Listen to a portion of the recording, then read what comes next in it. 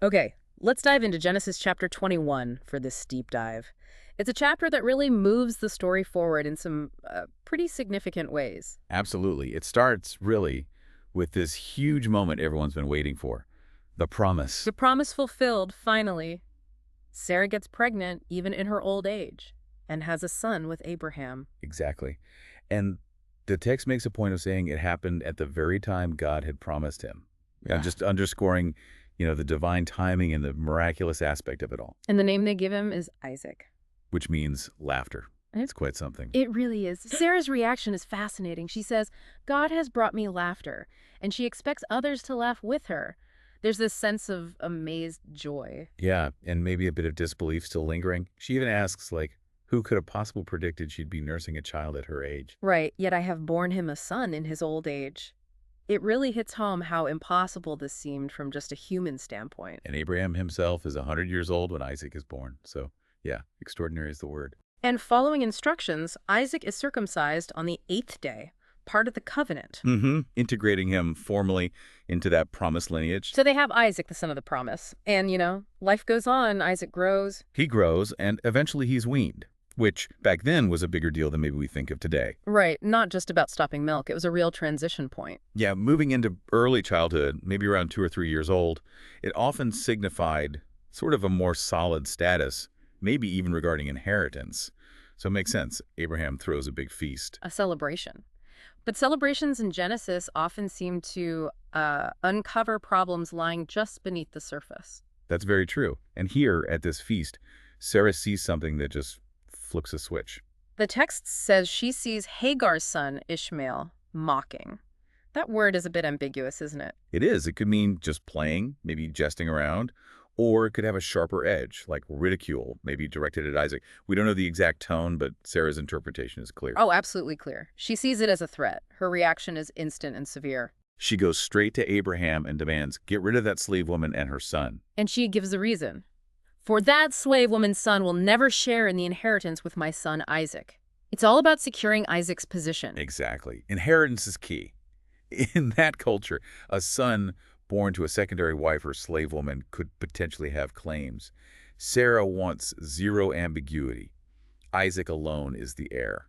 You can see why this would tear Abraham up, though. Oh, absolutely. The text explicitly says he was greatly distressed. Why? Because it concerned his son. Ishmael is still his son. He loves both boys. This is an agonizing position for him. It really is. And it's right at this peak of family crisis that, according to the source, God steps in. God speaks to Abraham directly about this. Tells him first, don't be distressed about Ishmael and Hagar, which must have been, some comfort. But then comes the really surprising part. Which is? Listen to whatever Sarah tells you. Wow. Listen to Sarah. Even this demand, that feels unexpected. It does. But God gives the reason why Abraham should listen to her in this specific instance. Yeah. Because it is through Isaac that your offspring will be reckoned. Ah, so it confirms Isaac as the line of the main covenant promise. Precisely. But crucially, God doesn't just discard Ishmael. He immediately follows up with another promise, this one about Ishmael. Right. I will make the son of the maidservant into a nation also, because he is your offspring. So there's a separate destiny promise for Ishmael too, directly linked to him being Abraham's son. So 2 promises, 2 destinies, stemming from one father but through different lines. Complex. Very complex. And Abraham, now having this divine instruction, feels compelled to act on Sarah's demand. Even though it distressed him. Even though the text says the very next morning, he gets up, takes some bread, a skin of water, gives them to Hagar, puts them on her shoulders, and sends her away with the boy. Into the desert of Beersheba. It's described so starkly. Just the bare minimum for survival, it seems. The brutal picture, really, being cast out into the wilderness. And what happens to them out there? It sounds desperate. It becomes desperate very quickly. Predictably, the water runs out. Hagar puts Ishmael under a bush, probably the only shade she could find. And the text says she moved away. Yeah, she went off about a bowshot's distance, sat down, because she couldn't bear the thought of watching her son die. That detail is just heartbreaking. You feel her anguish. Absolutely. The text says she began to sob. It's a moment of pure despair, and it's in that moment. Divine intervention again. Yes, but notice the trigger. God heard the boy crying, and then the angel of God calls out to Hagar from heaven. So God hears the child's cry, but speaks to the mother. Right. The angel asks, "What is the matter, Hagar? Do not be afraid. God has heard the boy crying as he lies there." It's this focus on God hearing the vulnerable, the child's cry specifically. And does the angel offer help or just comfort? Offers both. First, the angel repeats the promise God made to Abraham about Ishmael. "Lift the boy up and take him by the hand, for I will make him into a great nation." Reinforcing that promise directly to Hagar this time. Exactly. And then, immediate practical help. God opened her eyes and she saw a well of water. It was there all along, she just couldn't see it. Apparently so.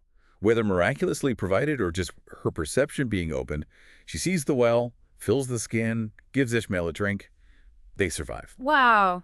And what does the text say about Ishmael after that? It summarizes his growing up. God was with the boy. He lives in the desert, becomes skilled as an archer essential for desert life. And he settles down. Eventually, yes. While living in the desert of Paran, his mother, Hagar, arranges a marriage for him with a woman from her own homeland, Egypt. Which sort of points towards his future lineage, connecting back to Hagar's roots. It's another step towards it becoming that promised great nation. So, despite the expulsion, the narrative shows God's continued presence and care for Ishmael. Okay, so that's a major part of the chapter. The birth, the conflict, the expulsion, the survival. But then the focus shifts, doesn't it? It does, quite distinctly. We move from this intense family drama to, well, diplomacy. Abraham interacting with the local ruler. Abimelech. He shows up again. Him and Phicol, his army commander. They approach Abraham, and what they say is pretty remarkable. What do they say? They tell Abraham, straight up, God is with you in everything you do. That's quite an admission from a neighbor, possibly a rival king. They recognize something special about Abraham's success. They clearly did, and based on that recognition, they want to make a deal, an oath. A treaty. Essentially, yeah. Yeah. They ask Abraham to swear before God that he won't deal falsely with Abimelech or his descendants, and that he'll show the same kindness, the Hesed, that Abimelech showed him when Abraham was just sojourning in his land. Sort of a mutual non-aggression pact and a promise of good relations. Exactly. And Abraham agrees. I swear it. Simple as that. But Abraham uses this opportunity to bring up a problem, right? Yes. He has a bone to pick. He complains about a well. Says Abimelech's servant seized a well that Abraham had dug. Water sources, again, always critical in that region. Access to wells was everything. Absolutely. It was a serious issue of property rights and survival. How does Abimelech respond? Does he know about it? According to the text, he claims ignorance. "I don't know who did this, you didn't tell me, and I only just heard about it today." It sounds like he might be saying his men acted without his knowledge. Okay, so maybe a genuine misunderstanding or at least plausible deniability. How do they resolve it? Abraham takes the initiative to formalize things. He brings sheep and cattle, gives them to Abimelech as part of sealing the treaty, but then he does something specific with the well. What's that? He sets apart 7 ewe lambs, 7 female sheep. And Abimelech asks, what's the deal with these 7 lambs? Right. It's clearly a specific symbolic gesture. Abraham explains. Yeah.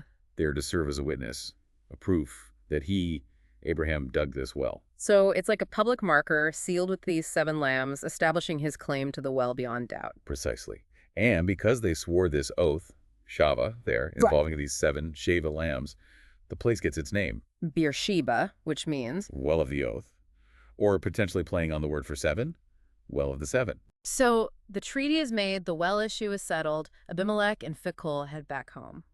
They return to the land of the Philistines, but Abraham stays put in Beersheba for a while. And he does something else there. Yes, the text mentions he plants a tamarisk tree. These are hardy, long-lasting trees. It's like putting down roots, making a permanent mark. And there, by the tree, he called upon the name of the Lord, the eternal God. So establishing a place of worship alongside this place of treaty and settlement. Exactly. It ties his presence, his claim, and his peace treaty directly to his faith. And the chapter ends by saying he lived in that region, the land of the Philistines, for a long time, a period of stability, it seems. It does seem that way. So you look at this chapter, Genesis 21, and it's just packed. You've got this miracle birth, intense family conflict leading to expulsion, literal life and death struggle in the desert, divine rescue, and then negotiation, treaty-making, settling disputes. It covers so much ground. It really does. And these aren't just ancient stories, are they? The themes feel very now. The family dynamics, promises kept and broken, difficult, painful decisions, survival, trying to establish peace and order. Absolutely. These human experiences, these tensions, they resonate across millennia. You see the joy, the pain, the political maneuvering, the reliance on faith or providence. It's all there. And thinking about it, the way this chapter sets up two distinct national destinies through Isaac and Ishmael, both promised by God, both stemming from Abraham. Yeah, that's the really provocative thing to maybe leave you thinking about.